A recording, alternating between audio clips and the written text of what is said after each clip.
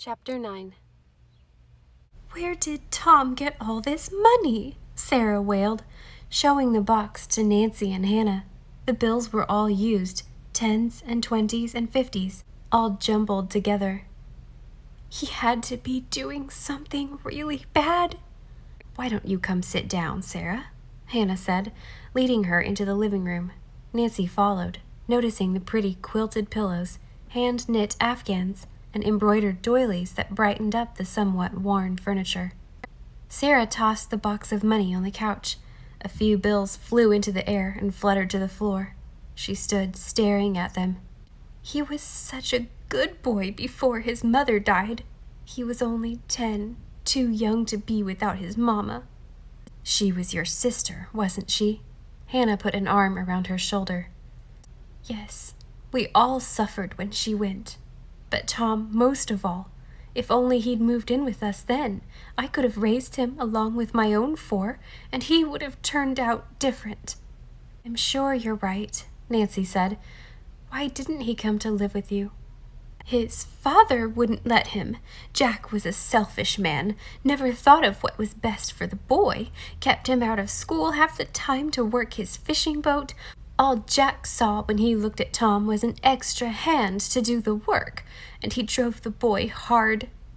"But how could he take him out of school?" Nancy asked. "That's against the law."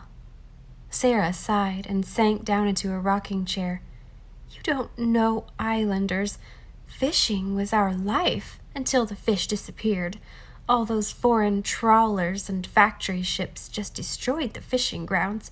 Most men turned to other work, but some, Jack included, wouldn't give up the sea, even when it didn't pay to go out." "DJ said Tom loved boats," Nancy commented. "He did. He was a lonesome boy. Except for DJ, he didn't bother with friends. Boats were his life. After the sea took Jack, Tom was always looking for a spot on someone's crew. He'd do the meanest job just to be on the water." "What happened to his father?" Hannah asked. "Jack was out alone, setting a seining net. Got his leg tangled in a line and was dragged over and down. The boat drifted until it was wrecked on Black Rock Point, so Tom lost both it and his father. I'm not sure which he minded more." Nancy was stunned by Sarah's last statement. Not quite sure what to say, she decided to take action. "I'd better phone the police." Hannah nodded at Nancy. She too seemed shocked. "Come out to the kitchen with me, Sarah. We'll make a nice pot of tea." Nancy called the station. In about 10 minutes, Hathaway arrived to collect the money and take Sarah's statement. He told Nancy they still hadn't found Hank, the construction worker who had hit her moped, but he was sure he'd be picked up soon. After he left, Nancy helped Hannah fix a supper of omelets for the 3 of them. Afterward, Sarah let Hannah help her up to bed. The rain had started by the time Nancy and Hannah left, and it was a wet, miserable ride home. As soon as they got back to the cottage, Nancy tried to phone Barb. There was no answer. She shrugged. Her curiosity about Angie and Scott's relationship was overshadowed by Sarah's discovery and the questions it raised about the murder case. She took a long, hot shower and went to bed. As she closed her eyes, she pictured the box full of money. "DJ must know how Tom got so much cash," she thought, "and he's going to have to tell me." Nancy awoke to rain drumming loudly on the roof and wind shrieking around the house. Hannah made blueberry pancakes, and the 2 of them sat in the cozy kitchen, watching the branches of a willow tree beat against the window. "All that money," Hannah said, shaking her head. "I couldn't get it out of my mind last night." "I know what you mean." Nancy took a sip of coffee. "I'm sure the money is the key to why Tom was murdered. When I examined DJ's books, it was clear he makes a good profit in his business. He'd be able to pay Tom for whatever he was doing, but I don't see him murdering his best friend unless it was a fight that got out of hand." "Both those boys were hot-tempered, from what you've told me," Hannah said. "And if they were in love with the same girl." "I know. It makes sense." Nancy agreed. With DJ's hammer found at the murder scene, it seems like the police have a good case. But there's someone else I'm considering as a suspect. Who? Hannah asked. Scott Winchester. Nancy told her about the visit to the yacht the day before. So there are several reasons why he looks suspicious. He has money to pay Tom. He has a bruise on his face, and we know Tom was in a fight. And apparently he's the last person to be seen with Tom before he was killed. But most important, I'm sure he was hiding something when I asked him about the murder. Still, why would he kill Tom? Hannah asked. You always say look for the motive.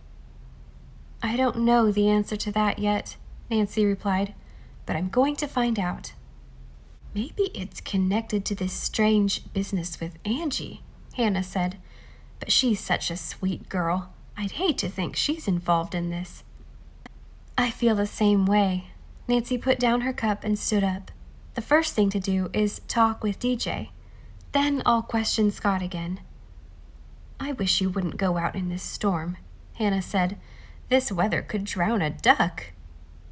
I have to talk to DJ in person. I know he won't tell me anything over the phone. Nancy put on her slicker. It isn't safe out there. Just look how that wind is blowing. Hannah pointed at the window. I'll be careful, Nancy promised, and I'll be back soon. I'm not going far. She saw little traffic as she rode toward DJ's barn off West Side Road. The streets were slick, and the gusty wind threatened to blow her moped off the road. The storm was rapidly turning into a gale. When she reached the barn, she was surprised to see that DJ wasn't home. The only other place she could think to look for him was at the construction site. He might have gone out to check on the house and the tarps they had tied on. Driving slowly, she made it safely out to the Winchester place. The isolated, half-finished house was ominous on such a bleak day. At first glance, she thought the site was deserted, but then she spotted deep tire tracks in the mud. Taking a closer look, she realized they hadn't been made long before. She followed the tracks and found a pickup truck parked behind the house. Nancy got off her moped and found a spot where she could slip under the blue plastic tarp that covered the house. She stepped into a large empty room.